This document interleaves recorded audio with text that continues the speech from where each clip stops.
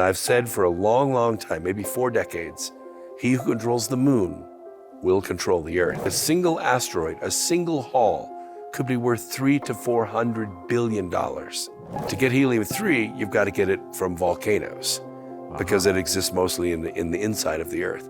But on the moon, it's plentiful everywhere. If you bring a shipping container of helium-3 back and convert the nuclear power plant, instead of a 3-year fuel supply, you have a 30-year fuel supply.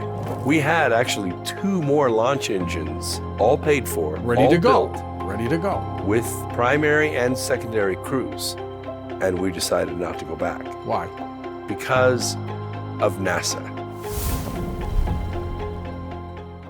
You are always doing something special. You don't stop, do you? That's what life is about. You got to do great things. My God, you've done the Hollow Earth. You're working on that project. You're working on so many others. Now you've got a mission of getting us back to the moon and Mars. What's going on? Well, I've been interested in this since I was a little kid. In 1968, I was interviewed by a newspaper in Southern California where I lived. And they asked me what I wanted to be when I grew up, and I didn't hesitate. I said I wanted to be an asteroid miner. Well, honey, what does an interviewer do with that? Sure. Right? So the idea that we're going to go beyond the atmosphere to the moon, it seems like a desert in a vacuum. You know, why are we going to go there? I still have people ask me that today. Why would we go there when you have so many problems here? And the solutions, the benefits of going to the moon are just off the chain, especially now with our capabilities. Sure. We last went there with a manned mission in 1972. Why'd we stop? We had actually 2 more launch engines, all paid for, ready to go, built, ready to go, with primary and secondary crews, and we decided not to go back. Why? Because of NASA. NASA is an administration. It is a bureaucracy. And it is therefore driven by the politics of Washington, D.C. Once space travel became blasé, if you can imagine that. People lost interest. They lost interest. The politicians wanted to move money elsewhere, and they really didn't see any benefits of continuously coming home with a bunch of rocks. So they just went another direction. Are we going to get back there, Brooks? Well, that's a good question. In the past, we have relied upon governments. Governments raise taxes, they put the taxes toward the programs, bureaucrats siphon off the money, and about 10 times over budget, we finally get there. Yes. Now, it's a little bit different. Now, we see the return on investment is very, very high. With SpaceX, it's privatization. This is a private company that is getting in the space business, and they're making money. They're making about $4 to $12 million profit per launch. Wow. This has created, well, it has validated a new business model. And they're going up cheaper than when NASA was doing it. Oh, absolutely, because there's no bureaucracy. One of the recent decisions that they made, which was just brilliant, they did all this testing on different kinds of carbon fiber and special polymers to build a hull. And they found that, yes, it was lighter, but it was more expensive. It was a long time building. So they went back to stainless steel, a stainless steel starhopper. You could never do that in the government. That would just never happen. The one thing about the government you can rely on is it is a 5-year-long super tanker. And once it begins moving through the water, it can't turn. You're stuck with it. That's it. But we're doing it now. And privatization, I assume you think is fantastic. Yes. In fact, I'm meeting with 6 asteroid mining companies beginning next month. I'm going to be looking at their technology, their capabilities, their goals. Some of them are duplicating, not many. There have already been mergers. Some of these got started up with blockchain, and they've now come out of the blockchain and gone into real dollars. And they're building serious hardware, Bigelow, Google, companies that we recognize, but also some we don't. And they're building life support systems, they're building docking systems, they're building mainframes, and the biggest innovations are in propulsion. That's dramatic, isn't it? It is. And re-entry rockets. Well, we're not thinking, returnable rockets. Yeah. And that's brilliant. I mean, anybody that's watched the videos, That saves a lot of money. it does. It does. It's incredible. You can turn them around in a couple of weeks and right back up again. Your quest to want us to, one, go back to the moon would be what, for mining purposes? Yes, and for new energy, because the moon has in great supply several things. First of all, it has a lot of volatile compounds that are difficult to produce here. We have to produce them with oil. Okay. We have to refine them and crack them, and it's polluting. But they exist in the lower areas of craters on the moon because it's dark and it's cold, and they exist in liquid form or even solid form. And those volatile compounds can be recovered and used for further space exploration. And helium-3. What is helium-3, Brooks? Helium-3 is a compound of helium that's light a neutron. It exists on Earth, but in small amounts. Okay. Most of the helium we have here is helium-4. To get helium-3, you've got to get it from volcanoes because it exists mostly in the inside of the Earth. But on the moon, it's plentiful everywhere. And what it could basically be used for is to replace fissile materials like uranium and cesium in our nuclear power plants to generate electricity, except no more radiation. That's huge. Absolutely. You don't have to worry about a Fukushima disaster. Correct. And if you bring a shipping container of helium-3 back and convert the nuclear power plant, instead of a 3-year fuel supply, you have a 30-year fuel supply.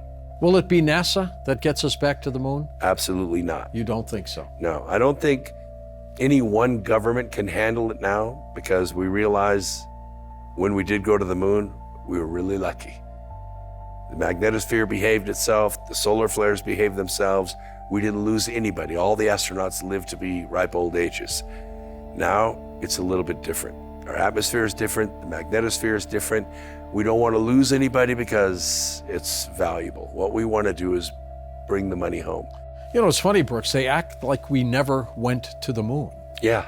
It's like it's all over. It's starting all over again, isn't it? Well, I kind of benefited from the first whole moon venture, because when it ended, NASA dissolved the greatest brain trust the world had ever built. And some of them went to SpaceX and all these other companies. And some of them came to universities. I took industrial technology from a former NASA engineer.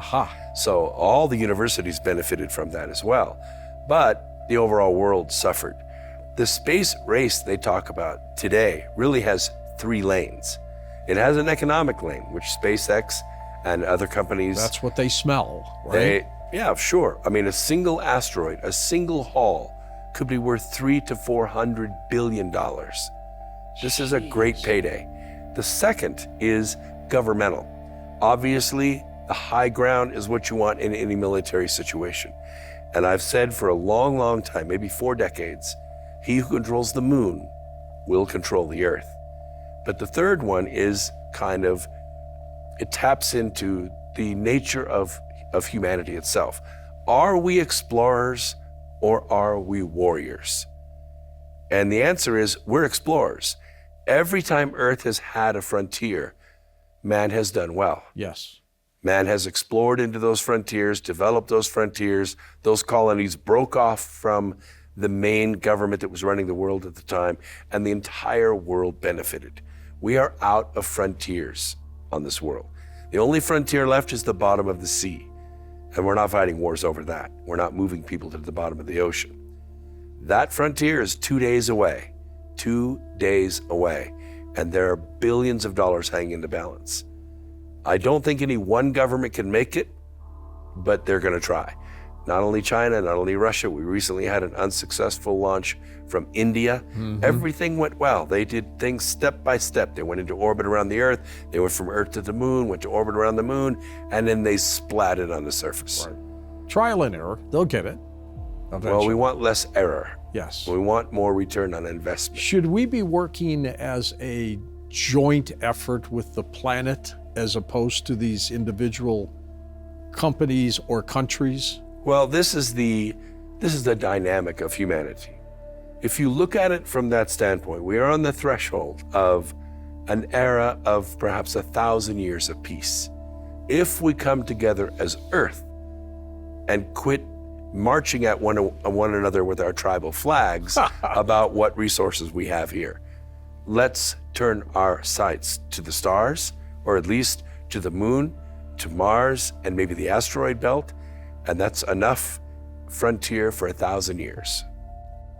Brooks, do you think the asteroid belt was a planet that blew up, or what could have been a planet that never formed? I don't think it's the latter. I think probably you're looking at a planet that was there in orbit. It had a catastrophic collision with something. Something happened. Broke into a bunch of chunks and stayed in the same orbit. Now, when we talk about asteroids approaching the planet or zooming by Earth, did they all originate from the asteroid belt, or are they coming in from outside the solar system? No, they come in from the Kuiper belt or the Oort cloud. Asteroids do not usually get out of their behavior and come zooming through the solar system. Meteors do, and comets do, but asteroids are pretty good size gravitational bodies in and of themselves. And so they pretty much stay in that cloud. Outside of that, there are millions of bodies out there, ranging in size from a lunchbox to a city block, that can get bumped or create a collision or somehow fall out of orbit and come, crossing other orbits. But if you were given one project to accomplish, the budget, everything, what would that project be? Wow. Well, I would like to create probably a habitat on the moon to be able to facilitate heavy lifting from there. Right. Launching things from the moon or from the orbit of the moon is way easier than launching them from the Earth. In terms of gravitational pull and everything else? Right, overcoming the gravitational pull of the moon, having the raw materials, not putting human life on the surface at risk every single time you launch, every single time you come back. Brooks, is space the final frontier? Maybe. Other dimensions maybe beyond that, but we're meant to be free. We're meant to be explorers. We're meant to dream large and to do everything we can do to try to accomplish those dreams. Will 2024 show us a Mars mission? Maybe on the paper. I don't think it's going to happen by 2024. You don't? No, I think All right. the risk is too high. But can we? Can we do it? I mean, we went there 50 years ago. We have put rovers on there, and most of them have been successful beyond our wildest imagination. I was talking with Dr. Jim Bell, who ran the Opportunity and Spirit rovers on Mars, and he was, didn't know what to do once they exceeded their mission life. They were then given back to Caltech. Caltech let grad students, develop research projects with them until their life expectancy was over. But it was, magnificently successful project. Beyond anything they could imagine. Absolutely. That's exciting. We have the capability and the mental know-how to do these things you've been talking about. Yes, we do. That's what's so exciting.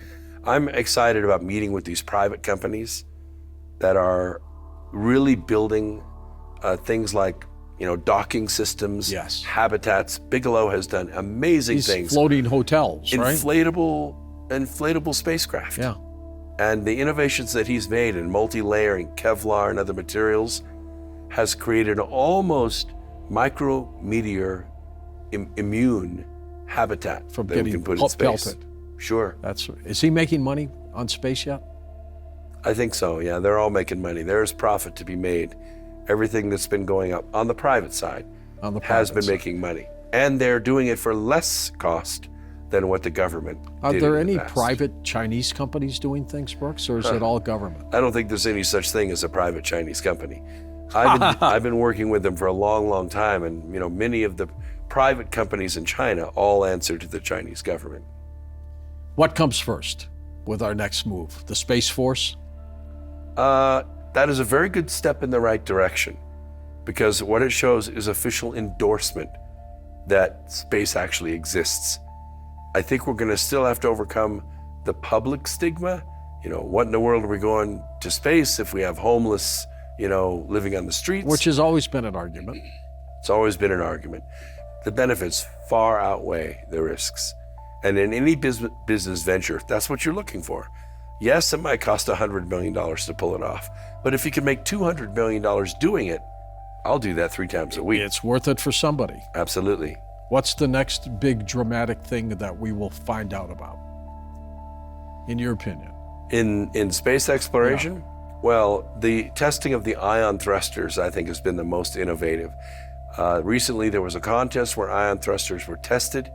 One of the thrusters was not tested because they didn't think it would work. They finally were shamed into hooking it up, and it worked. And the remarkable thing about this thruster is it requires no fuel. No fuel. No fuel. The particles pop into this dimension from another dimension. They are then charged and pushed out the back, which creates the thrust. Nobody thought this was possible. But this is so innovative, it's going to change the way we travel in space.